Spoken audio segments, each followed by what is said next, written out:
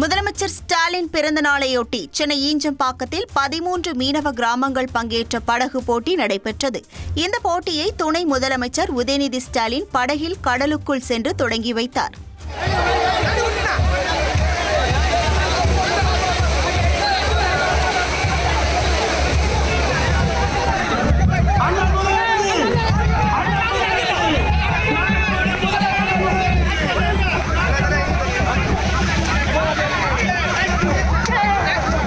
தொடர்ந்து போட்டியில் வெற்றி பெற்றவர்களுக்கு பரிசுகளை வழங்கிய பின் மேடையில் பேசிய துணை முதலமைச்சர் உதயநிதி ஸ்டாலின் தனக்கு கடவுள் நம்பிக்கை இல்லை, ஆனால் மற்றொரு உயிரை காப்பாற்ற நினைக்கும் நீங்கள்தான் கடவுள் என்று கூறினார்.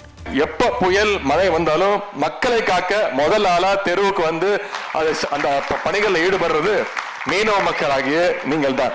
எனக்கு பொதுவா இறை நம்பிக்கை கிடையாது, கடவுள் நம்பிக்கை கிடையாது.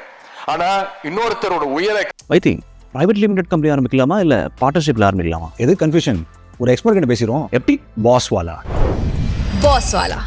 B the boss. காப்பாத்துற அளவுக்கு மனசு வச்சிருக்கீங்களே, நீங்க தான் உண்மையான வாழும் கடவுள்கள்.